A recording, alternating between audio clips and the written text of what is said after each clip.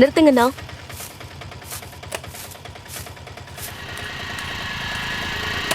இந்தாங்கண்ணா. என்னடி நீ மட்டும் வர, மாப்பிள்ள வரலையா? நான் என்ன விருந்துக்கா வரேன் அவரையும் கூட்டிட்டு வர்றதுக்கு? என்னடி எண்ணெயில விழுந்த கடுகு மாதிரி இப்படி பொரியிற? நான் பொரியறனோ இல்ல எரியறனோ, முதல்ல உள்ள வரட்டுமா? வா, யார் வர வேண்டான்னா? ஐயோ, இன்னைக்கு என்ன பிரச்சனையை தூக்கிட்டு வந்திருக்காளோ?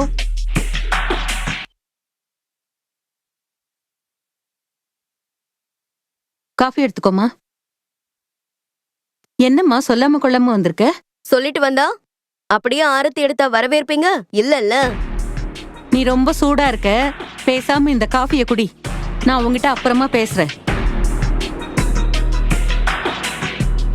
ஏன் சுதா, நான் உடம்பு சரியில்லாம கஷ்டப்பட்டப்போ வீட்டுக்கு வாமான்னு கூப்பிட்டேன், அப்ப கூட நீ வரல. இப்ப எதுக்கு வந்திருக்கேன்னு கேக்குறீங்களா? நான் கேக்கலம்மா. அப்படியே கேட்டாலும் பதில் சொல்லவா போற? காஃபிய குடி, ஆறிட போகுது. நான் என்னத்த கேட்டேன்னு கோச்சிட்டு போறா?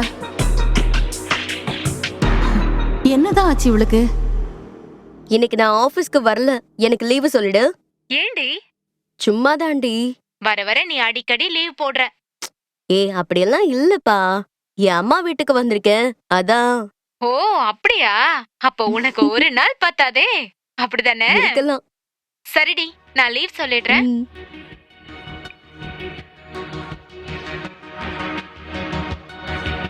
மாப்பிள்ள எப்படிமா இருக்காரு? அவர் ஏன் வரல?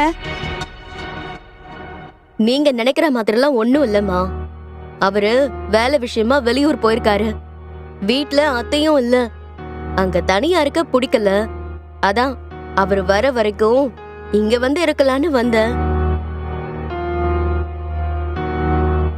போதுமா இல்ல நீங்க எதிர்பார்க்கிற மாதிரி வேற எதுவும் சொல்லணுமா? நான் ஒன்னும் எதிர்பார்க்கலமா.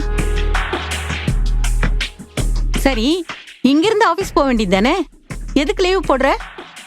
இங்க கொஞ்சம் நிம்மதியா இருக்கலான்னு தான் வந்தேன். நீங்க என்னன்னா கேள்வி மேல கேள்வி கேக்குறீங்க. இதுக்கு பேசாம நான் ஆபீஸ்க்கே போயிருப்பேன். நீங்க கீரைய ஆயுங்க, என்ன ஆயாதீங்க. தெரியாம கேட்டுட்டேமா. நீ நிம்மதியா இரு, என்னால உன் நிம்மதி பாதிக்கப்பட வேணாம். அப்படி இல்லம்மா, வந்ததும் வராததுமா இப்படி கேள்வி மேல கேள்வி கேட்டா எப்படி? பெத்த மனசுடி, அப்படியெல்லாம் சும்மா இருக்காது.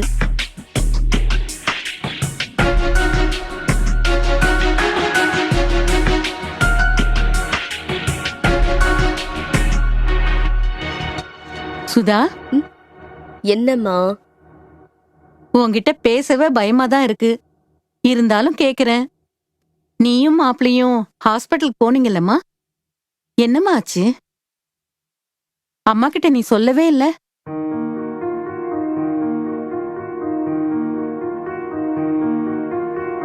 என்னம்மா அமைதியா இருக்க? டாக்டர் எதுவும்?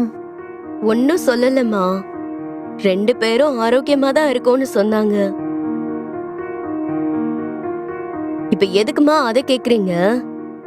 நான் உங்க அம்மாடி, எனக்கு தெரிய வேண்டாமா? அம்மா கிட்ட எதையும் மறைக்காத, உண்மையை சொல்லிடு. என்னோட கர்ப்பப்பை வீக்கா இருக்குன்னு சொல்லிட்டாங்கம்மா.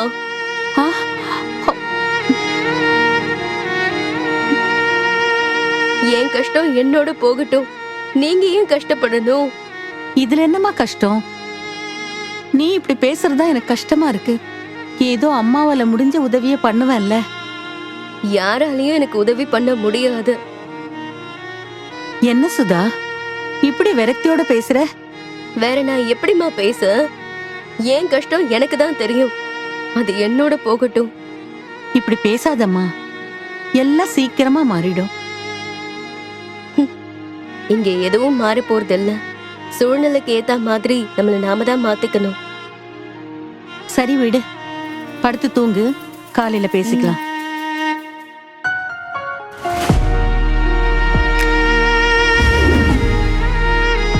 சுதா, உங்க கர்ப்பப்பை கொஞ்சம் வீக்கா இருக்குமா, கொஞ்சம் கவனமா இருந்துக்கோங்க.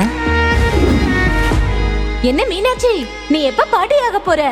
ஆகும்போது சொல்றேன், வந்து வாழ்த்திட்டு போ.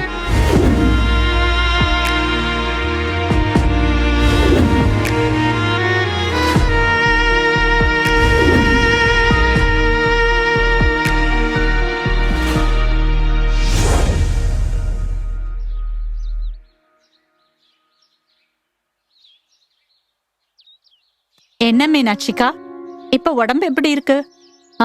இப்ப நல்லா இருக்கேன். இருமல்லாம் குறைஞ்சிடுச்சா? அதெல்லாம் சரியாயிடுச்சு ஜோதி.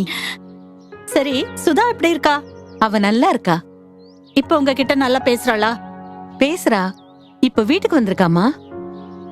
எங்க? இங்கயா? ஆமாமா. ஆச்சரியமா இருக்கு. எனக்கும் அப்படிதான் இருந்துச்சு. கணேஷ் வந்திருக்காரா? அவர் வரல, அவ மட்டும்தான் வந்திருக்கா. கேட்டா என்னென்னமோ சொல்றா, ஆனா எதையோ மறைக்கிற மாதிரி தெரியுது.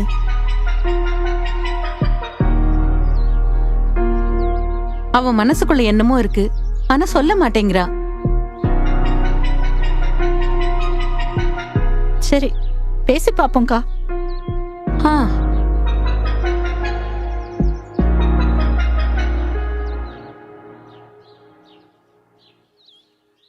சுதா, சாப்பிடவாமா? எனக்கு பசிக்கல. எதுக்கு பசிக்கல? ஒழுங்கா வந்து சாப்பிடு. பசிக்கலன்னா விடுங்கம்மா. ஏமா, சாப்பிடலன்னா வயிறு என்ன ஆகும்? என்ன வேணா ஆகட்டும், இதுக்கு மேல ஆகுறதுக்கு என்ன இருக்கு? இப்ப என்ன ஆயிடுச்சுன்னு இப்படி பேசிட்டு இருக்க? கர்ப்பப்பை வீக்கா தானே இருக்கு, அது சரியாகாதா என்ன? அதுக்கு போய் இப்படி கவலைப்படுறியேமா? கவலைப்படாம சந்தோஷப்படவா முடியும்?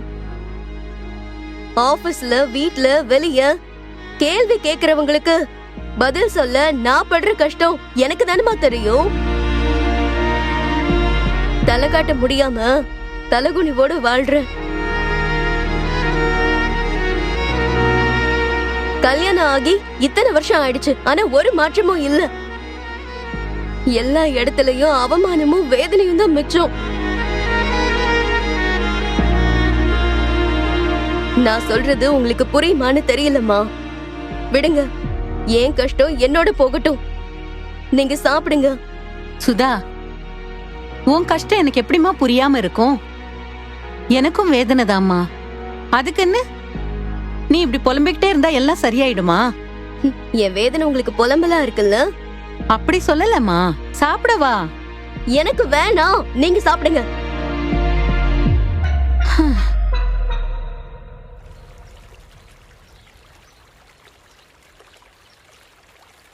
டாக்டர் என்னம்மா சொன்னாங்க?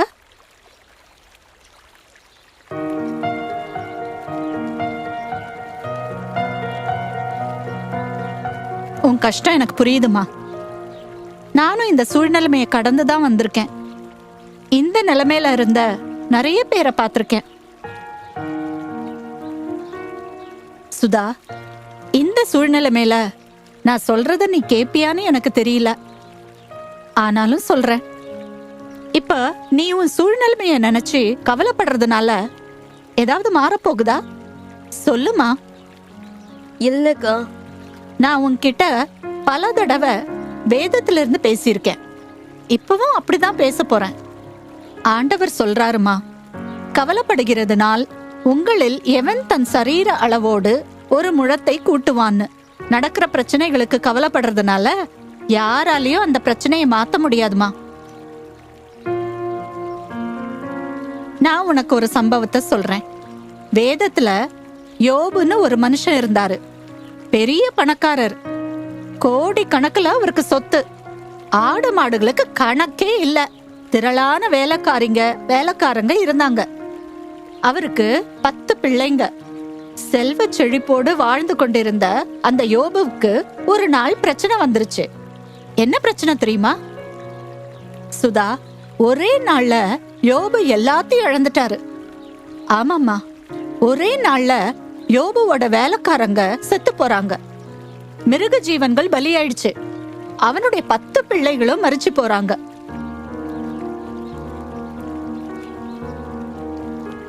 இந்த சூழ்நிலை மேல நாம இருந்தா என்ன பண்ணிருப்போம்? சின்ன பிரச்சனைகளுக்கே புலம்பி தீக்கிறோம்ல. ஆனா அவர் என்ன செஞ்சார் தெரியுமா? கர்த்தர் கொடுத்தார், கர்த்தர் எடுத்தார், கர்த்தருடைய நாமத்துக்கு ஸ்தோத்திரம்னு சொன்னாரு. அந்த சூழ்நிலை மேலயும் அவரு கர்த்தரை துதிச்சாருமா. நான் உனக்கு சொல்ற ஆலோசனை, குறைவிலும் கர்த்தரை துதிமா. ஆண்டவர் அத பாப்பாரு. உன் வாழ்க்கை மாறும். குறைவு நிறைவா மாறும். இது கேட்க கொஞ்சம் கஷ்டமா தான் இருக்கும். ஆனா இன்னைக்கு நிறைய கர்த்தருடைய பிள்ளைங்க கூட இத செய்யறதே இல்ல. சின்ன சின்ன பிரச்சனைகளுக்கும் முறுமுறுக்குறாங்க. தலைவலி வந்தா கூட புலம்புறாங்க. ஒரு நாளும் பிரச்சனைக்கு மத்தியில ஆண்டவரை துதிக்கிறதே இல்ல. என்னைக்கு பிரச்சனைக்கு மத்தியில நாம ஆண்டவரை துதிக்க ஆரம்பிக்கிறோமோ அன்னைக்கு கட்டாயம் நம்முடைய சூழ்நிலைமை மாறும்.